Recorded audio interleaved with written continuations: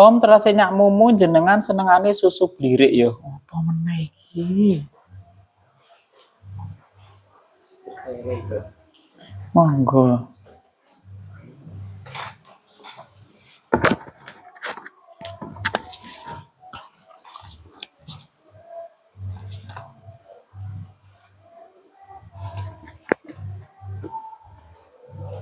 Sudah. Yes. Siapa yang ngawiti? Monggo perkenalan, menyampaikan tujuan. Nanti berapa pertanyaan siapa, jadi semua ikut ngomong. Kenal dulu ya. Ya, sampean misalkan perkenalan dan buka dari mana, tujuannya apa, nanti masih sing tanya berapa pertanyaan, masih sing tanya berapa pertanyaan gitu.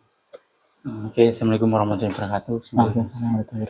Perkenalkan, kita dari kampus Unun Sunan Giri Bojonegoro. Kedatangan kami ke sini di SMP 1 Bangilan ingin mewawancarai dan observasi terkait dengan permasalahan atau teknik yang digunakan untuk menangani siswa, terutama di bidang belajar. Oke, sebelumnya mohon maaf Pak, ini kan kalau mboten ngetos nggak tahu nama lengkapnya sampean nih. Boleh tanya Pak? Oke. Terima kasih. Di sini saya selaku pihak yang ditugasi Bapak Kepala Sekolah setelah menerima surat dari mas-masnya ini dari Unugiri Bojonegoro. Selaku guru BK saya Randy Adam. Jadi di sini guru BK-nya ada 3. Saya sendiri Pak Randy Adam yang mengajar kelas 7, kelas 8 dengan Pak Asep Muslim, yang kelas 3 dengan Bu Sri Atunimah.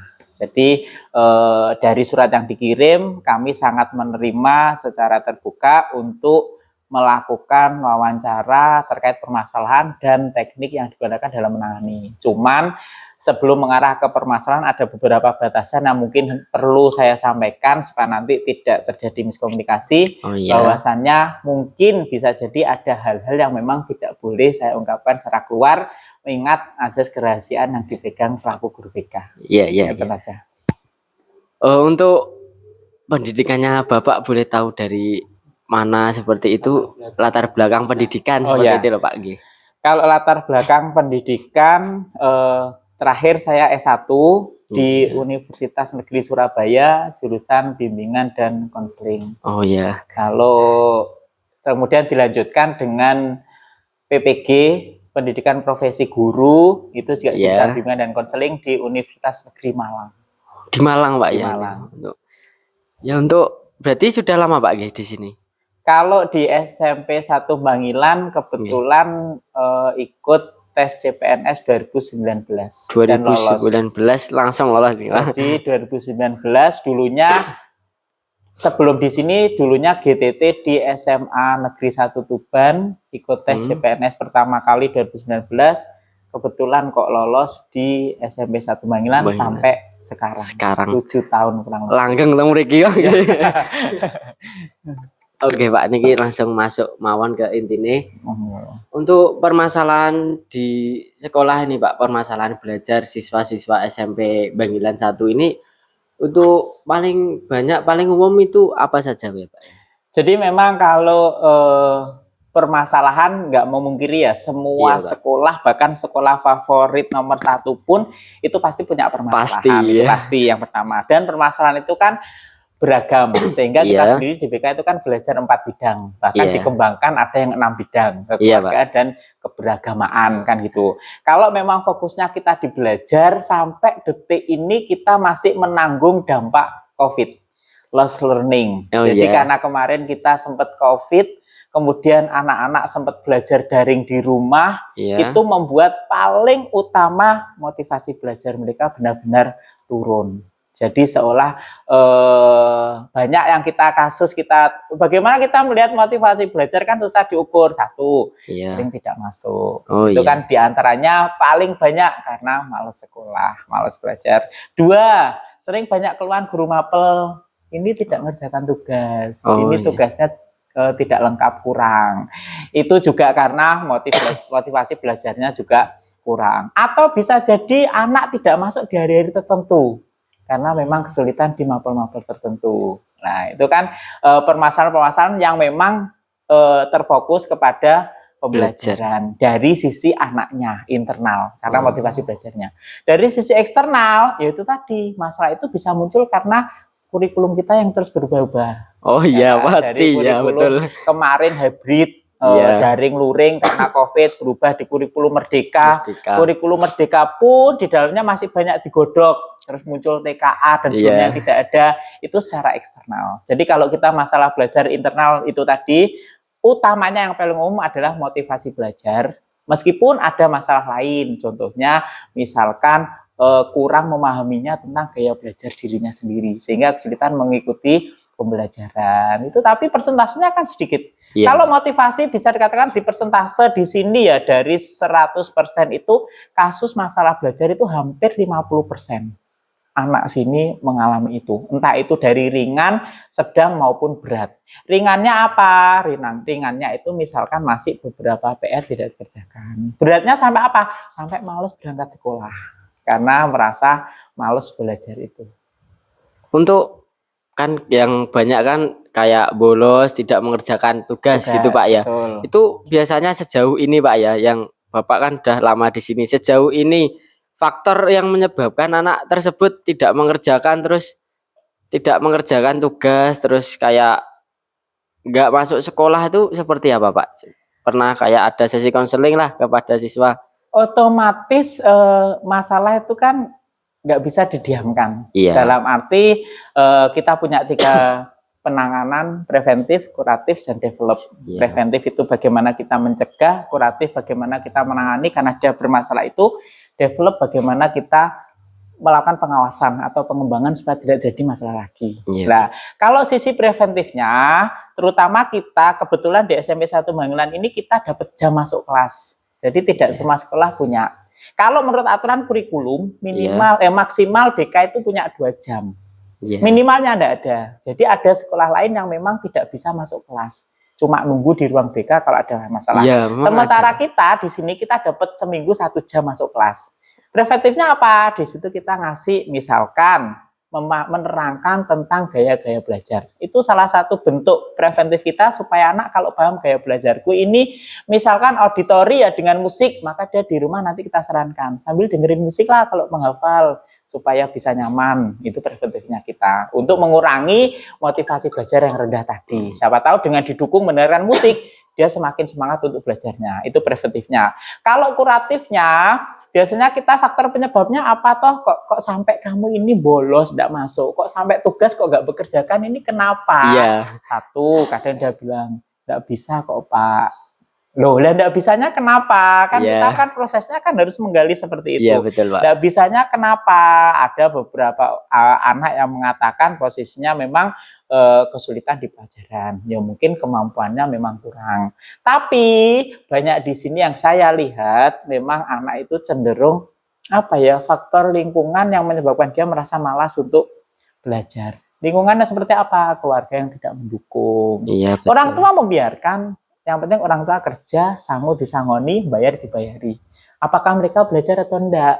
Ya enggak tahu. Jadi faktor eksternal dari orang tua juga gitu. Itu malesnya itu satu, faktor internal itu karena dia memang pribadinya males. Kedua, didukung kurangnya perhatian dari pihak keluarga. Ketiga, lingkungan. Dan nek koncone males, gumbul mek males, ayo ngopi, ayo mabar. Akhirnya kan terus hilang motivasinya untuk belajar. Jadi penyebabnya itu saya tidak pernah menyalahkan anak.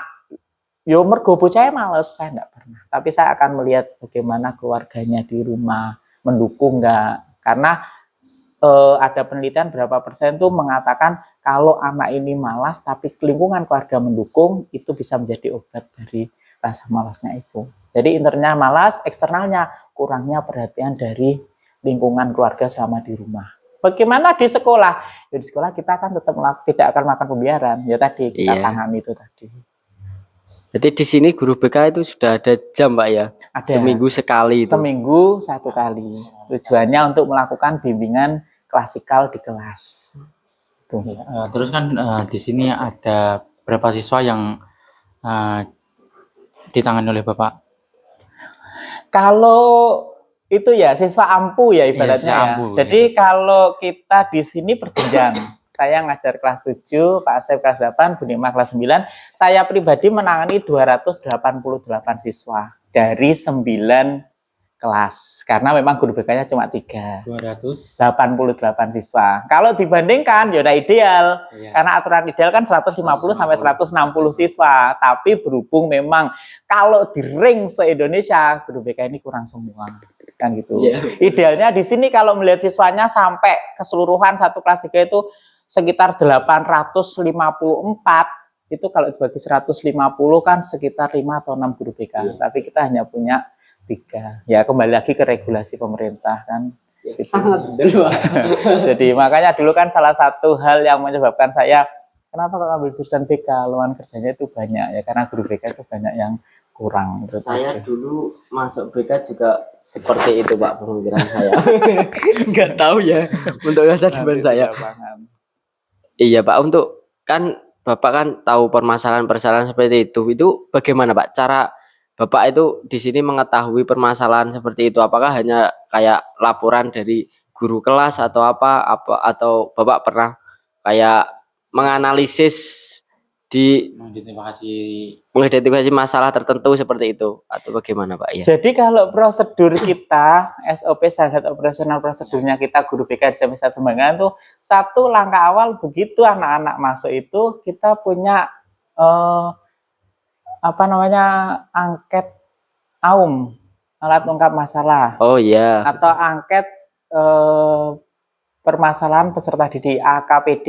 Iya, angket kebutuhan peserta didik. Yeah. Nah, dari situ kita punya modal, kita sebar angket ke seluruh siswa kelas 7, kelas 8, kelas 9. Kenapa kelas 8 dan kelas 9? Kan mereka kelas 7 sudah tahu. Nah, masalah itu kan siapa tahu selama 1 tahun di kelas 7 ada yang sudah terentaskan. Iya, betul. Ada yang ternyata kelas 7-nya baik, ternyata naik kelas 8 dia bermasalah. Jadi kalau terkait masalah itu dapat dari mana? Satu yang pasti pertama model kita tiap awal tahun ajaran guru BK itu punya alat ungkap masalah berupa angket kebutuhan peserta didik. Iya, di situ kita tahu siapa yang bermasalah di pribadi, siapa yang bermasalah di belajar, siapa yang bermasalah di sosialnya. Di situ itu model satu. Yang kedua, kita berdasarkan laporan, baik itu laporan dari guru mapel, wali kelas atau orang tua. Yang ketiga, anaknya sendiri. Nah, anaknya sendiri biasanya itu datangnya itu biasanya kalau anak sendiri itu masalah yang tidak berat. Dia hanya, Pak saya lo kok kesulitan ya sama bahasa Inggris kalau menghafal itu anak sendiri. Tapi kalau yang dikirim pasti berat. Guru mapel misalkan, Pak ini lo belas nilai ini enggak ada sama sekali enggak ngerjakan. Atau orang tua ke sini, Pak niku lu nek teng griya mboten nate sinau dan sebagainya. Lah itu. Jadi datangnya masalah itu yang pertama pasti dari angket kebutuhan peserta didik di awal tahun. Di proses berjalannya ada 2. Yang satu datang sendiri, yang kedua dari kiriman. Baik itu guru mapel, wali kelas atau orang tua. Itu awal tahu masalah. Detailnya otomatis kan prosedur selanjutnya. Iya Pak. Untuk penyebaran angket itu Pak, itu di situ ada hanya konselor saja, maksudnya guru BK atau kayak ada peran guru lain yang membantu seperti itu loh Pak? Kan kalau, siswanya banyak gitu loh. Ya. Kalau diangkat kebutuhan peserta didik AKPD kita itu guru BK yang berjalan. Guru BK, berjalannya gimana? Kita punya 1 jam masuk di kelas.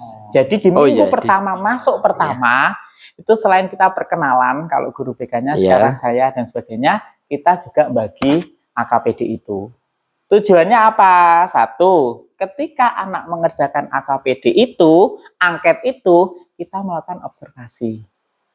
Ketika ngerjakan siapa sih yang sering usil sama temennya, ketika ngerjakan, nah itu kan awal kita paham. Ketika ngerjakan siapa sih yang berani bertanya kan gitu. Tuh ya, pada telepon. Tidak apa-apa Pak. Halo, assalamualaikum. Halo. Halo Pak, ini kalau potong gerbang. Oh gitu. Oh gitu ya. Mas, seandainya sampean antar di ruang kaca ngono piye aku ada tamu di belakang. Sampai masuk di ruang kaca itu loh. Nggak apa-apa, nanti dibayari Bu Masti A. Bilang Bu Masti A paketnya Pak Randy minta dibayari. Nanti dibayari. G. Oke, suwun Mas, makasih. Ye, sama-sama.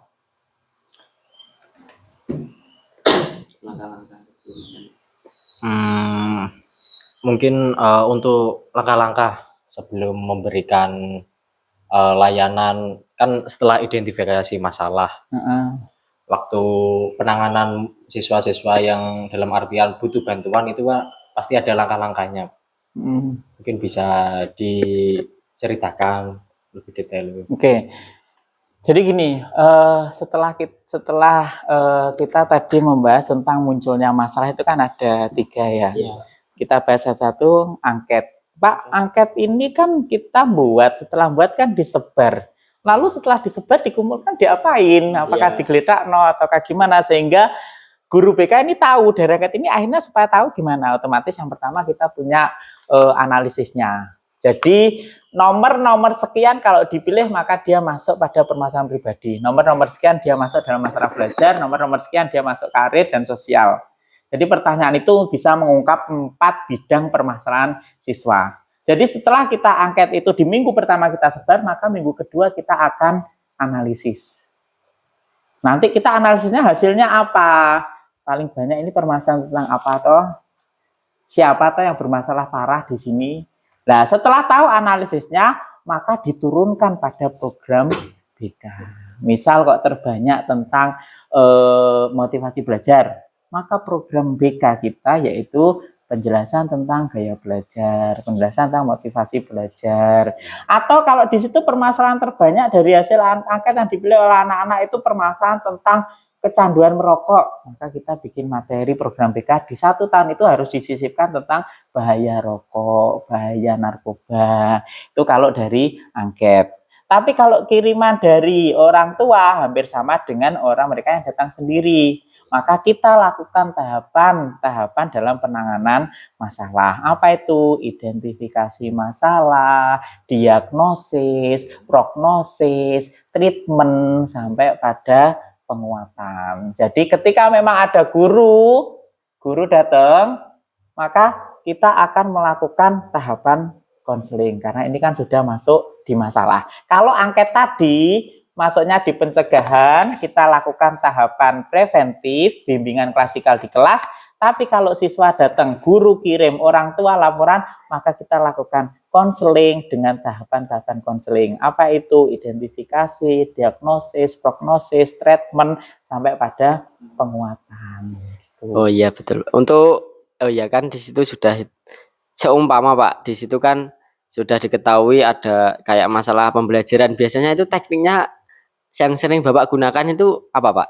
Kan ada teknik-tekniknya dalam itu yang biasa Bapak gunakan seperti itu apa? Jadi gini, teknik itu kan berangkat dari antecedent. Iya. Penyebab masalahnya apa? Iya betul. Jadi masalahnya ini berlima, dipanggil 1, 2, 3, 4, 5 anak, berlima. Karena masalahnya sama. Pak, bocah 5 iki gak tahu ngerjakan tugas, tak panggil berlima. Kita boleh konseling kelompok dengan dasar apa? Latar masalahnya sama. Iya. Tapi ketika ditanya antecedentnya berbeda dan treatmentnya harus berbeda, maka bisa kita pecah. Contoh, misalkan ternyata dia ngomong, kenapa toh kamu itu kok males, tidak pernah ngerjakan tugas kan gitu. Apa yang membuat kamu seperti itu? Ini contoh ya, misalkan ternyata si A itu merasa bahwasanya saya itu lo pengen Pak kalau belajar itu ditungguin. Tapi orang tua saya itu selalu sibuk, saya tidak berani kalau ngomong. Bisa berdua sama Pak Randy. Kita apa? Kita gali terus. Jadi konseling itu nggak cuma sekali datang selesai pulang. Betul. Kita gali. Sebelum pertemuan kedua kita siapkan strateginya. Kita susun. Oh, diagnosisnya dia ini ternyata sebenarnya butuh perhatian, butuh ditungguin. Malesnya itu karena dia merasa sendirian, jadi nggak nyaman belajar sendirian. Maka prognosisnya apa? Kita pakai pendekatannya siapa? Carl Roger kah? Kita ciptakan strategi teknik kursi kosong. Kita coba bantu dia untuk bicara. Anggap ini ada orang tuamu. Ayo, disampaikan, kamu pengen seperti apa. Nah, kita latih treatment itu. Nanti di rumah baru kita suruh coba ngomong ke orang tuanya. Karena penyebabnya apa? Dia pengen ditungguin tapi tidak berani ngomong sama orang tuanya. Kita gunakan teknik kursi kosong. Kursi kosong. Atau, Pak, lah di rumah saya saja saudara saya itu loh Pak, SD tidak sekolah. Ada yang SMP merotol. Dia tidak punya figur.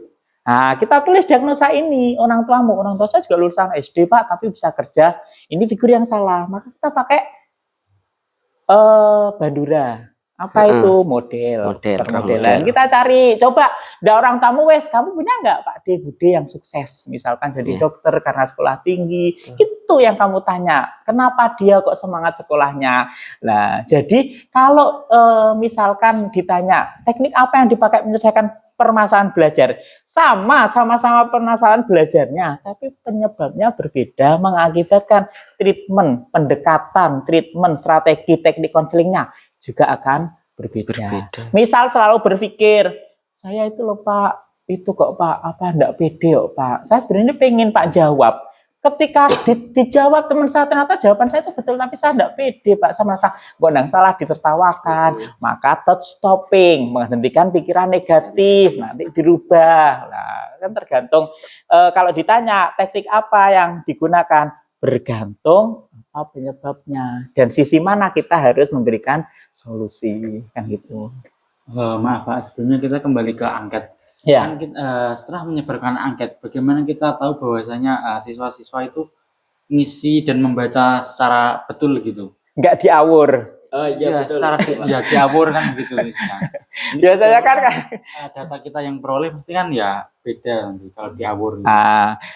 Pak, bagaimana menjaga satu supaya anak-anak mengisinya itu real. Sejujur-jujurnya, tidak gugup langsung diawur seperti baru selesai. Karena efeknya Pak, kalau diawur baru selesai kan nggak valid permasalahan di lapangan dengan hasilnya kan gitu. Otomatis apapun asesmennya, apapun alat ungkap masalahnya, entah itu observasi, entah itu angket, wawancara, maka kuncinya supaya itu valid di bagian awal pembuka dan petunjuk itu guru BK harus bisa. Apa itu? Katakan, ini rahasia. Hanya kamu dan saya yang tahu apa yang kamu isikan. Dua, ini tidak akan mempengaruhi nilaimu. Kalau kamu masalahmu malas belajar, tulis malas, kamu nggak akan terus nilaimu jadi turun. Karena ini urusannya dengan BK, bukan dengan guru mapel. Ini tujuannya bukan nanti untuk menghukum. Kalau kamu benar salah, tidak akan kita berikan skor atau panggilan orang tua. Tapi kita bantu untuk menyelesaikan masalah ini. Jadi kita yakinkan, kadang anak kalau disuruh ngisi tidak berani selalu diisi yang baik karena apa? Karena takut, gue lah nggak munggah, gue lah pengaruh nilaiku jelek, gue lah dikandakno orang tuaku. Sehingga kita kasih mereka pemahaman dulu sebelum ngisi. Ini isinya untuk apa? Satu, ini rahasia antara kamu dan saya. Nggak mungkin hasilmu ini tak buka ke teman-temanmu atau gurunya, nggak mungkin.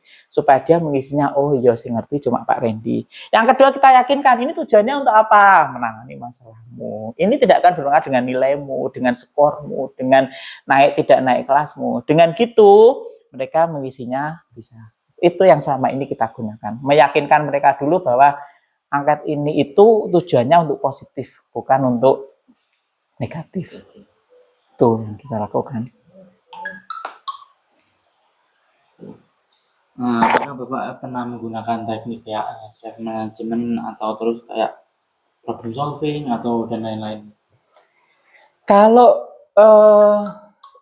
permasalahan, jadi gini, permasalahan itu kan ada yang sedang, ada yang ringan, sedang, dan berat. Bisa jadi permasalahan ringan itu hanya sebatas kita ngobrol, ternyata konseling sudah menemukan sendiri. Oh iya ya Pak, harusnya saya kan gini. Nggak perlu sampai kita teruskan berkali-kali.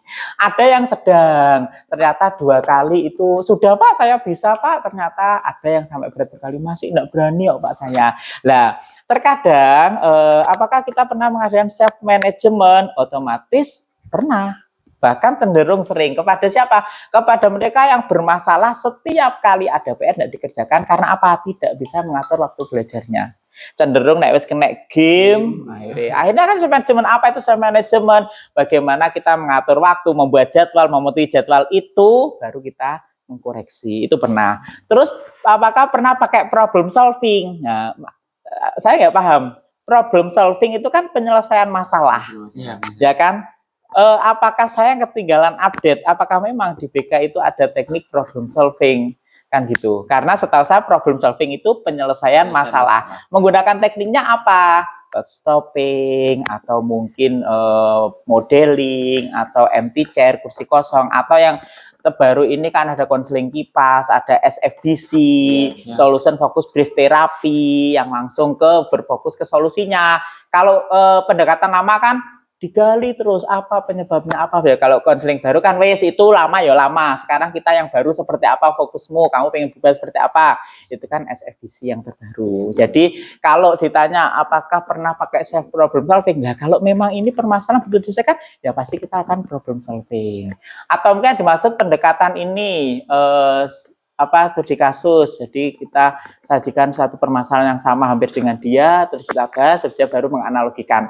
Oh iya ya Pak, ternyata permasalahan ini tuh kayak aku juga ya. Kalau ini bisa berarti aku juga bisa. Itu juga pernah. Jadi mengundang. Ada yang misalkan kok enggak bisa ngatur waktu, konseling berdelapan. 2 diantaranya ini anak yang memang pinter, rajin dan punya jadwal belajar. Sebagai apa? Sebagai model. Piye kamu kok bisa? Nah, sharing dengan temannya. Itu juga pernah dilakukan. Jadi tidak selalu harus guru BK yang ngomongi.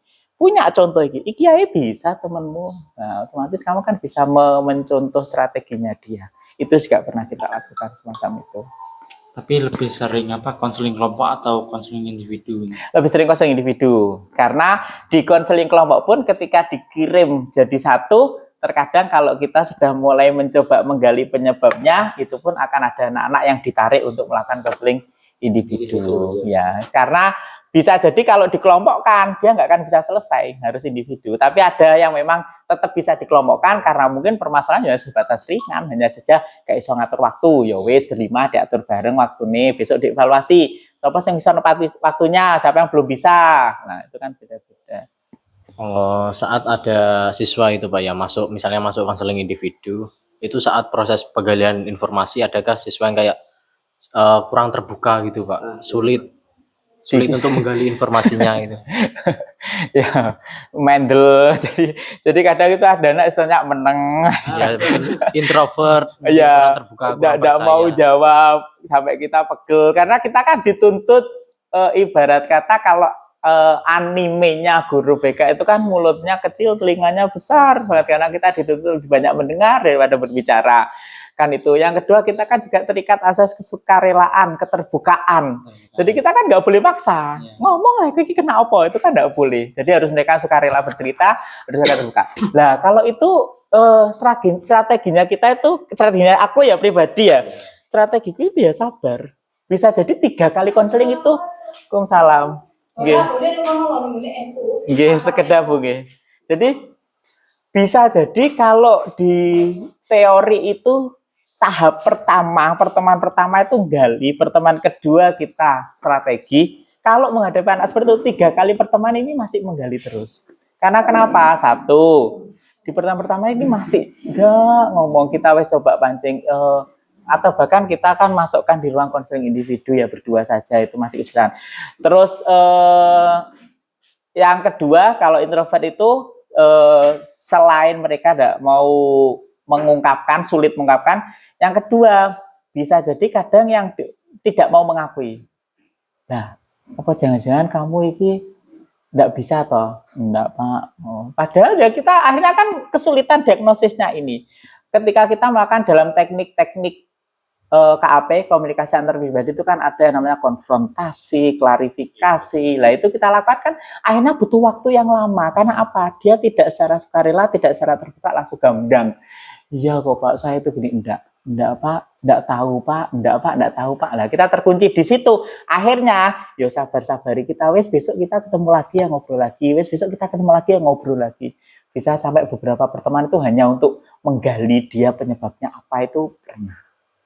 Untuk teknik teman sebaya mungkin pernah dilakukan Pak, kan kadang kan anak siswa peserta didik yang introvert itu kan pasti punya satu teman yang biasanya mereka percayai gitu loh Pak. Maksudnya Ya, mereka tahu. cerita apapun itu ke satu teman itu saja. Mereka ke orang lain itu nggak mau terbuka sama sekali. Biasanya seperti itu. Apakah pernah Pak? Oke. Jadi ada dalam dunia pendidikan itu ada yang namanya istilahnya peer teaching, Iya. ya kan, pembelajaran sebaya atau tutor sebaya. Iya betul. Meskipun di mapel juga bisa dipakai. Jadi kalau temannya yang bisa, kenapa kok itu dilakukan?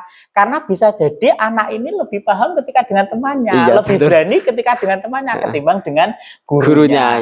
Nah, di sini tuh mayoritas beberapa anak yang memang kita tugaskan itu dari pengurus OSIS. Oh, seperti tugaskan apa? Satu, melihat apakah di kelas ini adakah perubahan yang janggal. Nah, coba kita laporkan ke kita. Misal, Pak ini sudah beberapa hari diam terus kok Pak. Biasanya guyon. Nah, itu ada, kita punya semacam itu. Atau misalkan gini, kita panggil tadi kayak gitu bener. Kita panggil, enggak Pak, enggak tahu Pak. Otomatis temannya yang lain kita panggil, ya kan? Kita ajak, siapa sih yang sebangku dengan iki? Siapa sih biasanya nyeblak, ngonton mbek iki? Nah, coba Pak Rendi, iku ya. Kamu jangan bilang kalau suruh Pak Rendi. Coba kamu gali. Atau kamu tahu enggak? Kadang temennya itu belum tak suruh gali. Itu Pak, dia itu. Nah, gitu kita sendiri. Cuman kalau pakai konseling sebaya, maka tugas utama kita adalah menjaga orang ketiga ini. Ya. Jadi misal katakanlah ini bahas kasus lain ya, misal kasus terus ada yang laporan, itu tak panggil. Oh, di CCTV ada kok, padahal tidak ada. Laporan dari teman karena kita melindungi si pelapor ini. Jadi teman sebayanya itu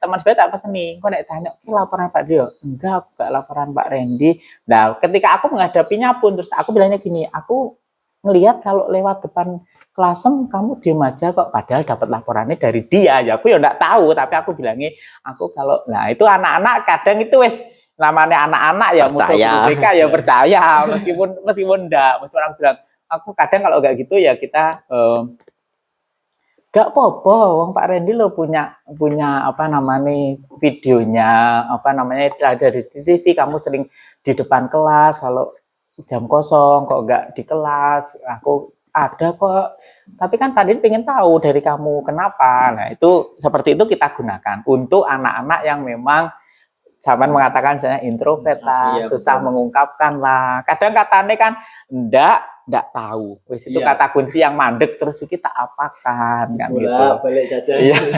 Kan gitu. Pasti gitu. Enggak, Pak, enggak tahu. Padahal dia kenapa-napa. Enggak kok, Pak, enggak ngaku. Bilangnya, "Lah Bapak enggak tahu." Kan gitu. Jadi tahap awal konseling itu adalah menyadarkan si konseli atau si anak ini bahwa dia itu sedang bermasalah.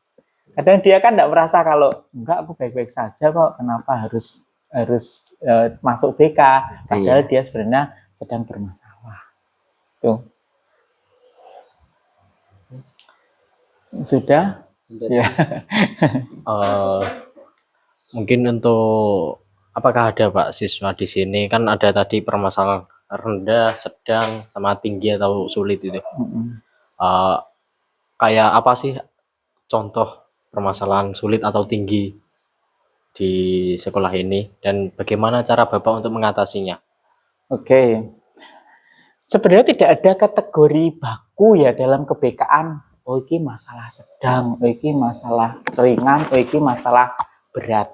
Bisa jadi katakanlah di sini anak gak ngerjakan PR itu masalah yo ringan, yo kita tangani. Memang anak ini yang ngerjakan PR, kenapa?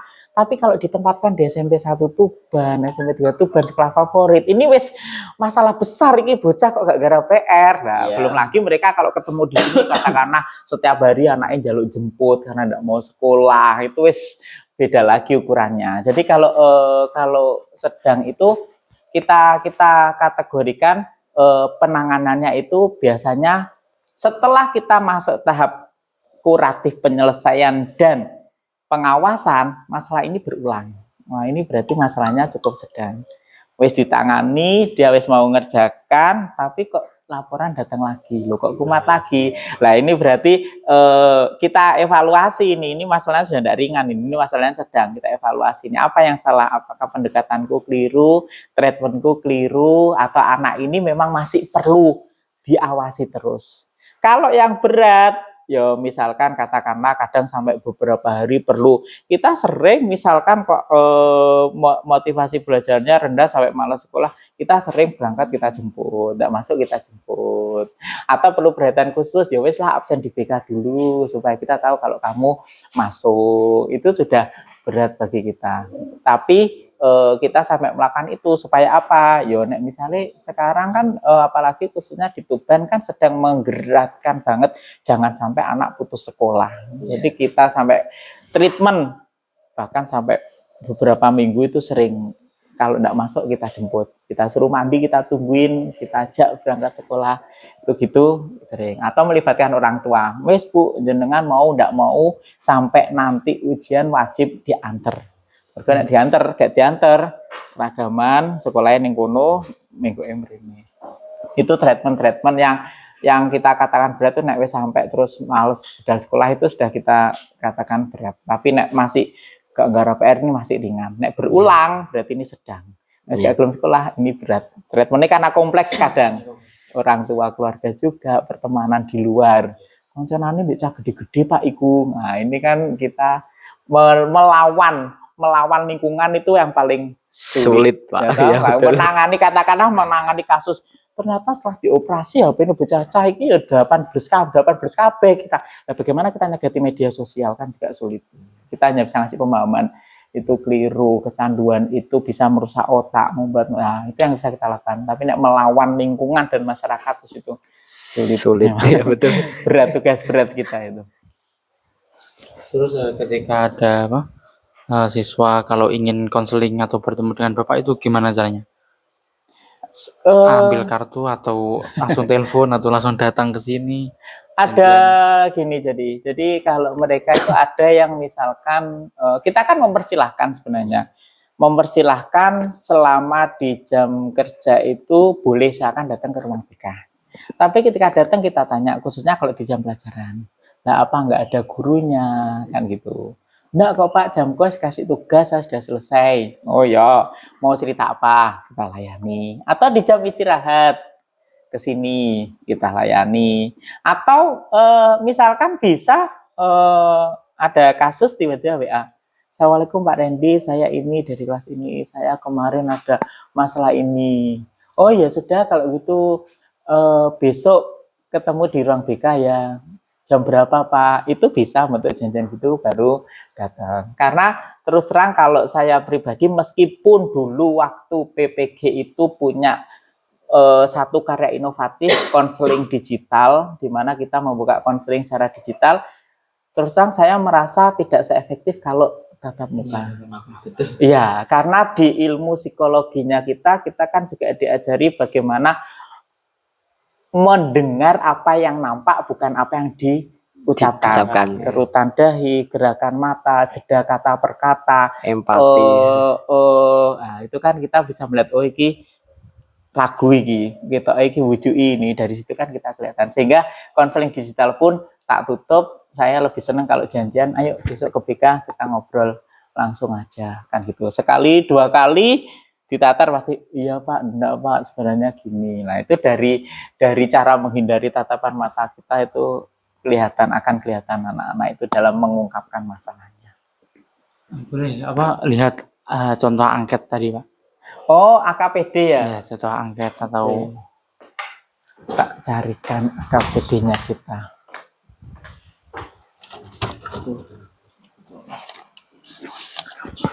Wow. AKPD kelas 9, AKPD. Nah, ini.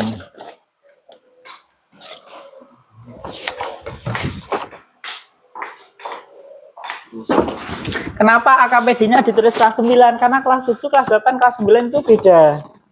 Kalau kelas 9 muatan AKPD-nya lebih cenderung ke karir karena mereka mau dilanjut. Kalau kelas 7 AKPD-nya mereka lebih kepada adaptasi dari SD ke SMP. Kalau kelas 8 lebih ke motivasi belajar memang. Izin foto ya? Ya, enggak apa-apa, silakan difoto. AKPD.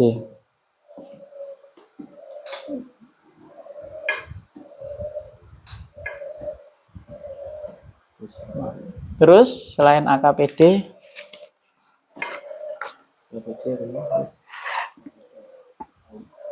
itu dokumen penanganan mungkin Iya Pak, boleh, kalau enggak boleh. apa-apa tak fotokan. Kalau misalkan nanti memang perlu tak tutup namanya kan enggak masalah. Karena Oh, iya. kita pun nanti kalau di penilaian sekolah, penilaian kepala sekolah akan kita keluarkan, tapi dalam bentuk yang skip identitas. Pakai inisial nonton Pak. Kita tutup Langsung bagian ditutup, identitas, langsung iya. kita tutup baru kita scan. Kan gitu. Karena memang kita enggak boleh mengeluarkan itu dokumen.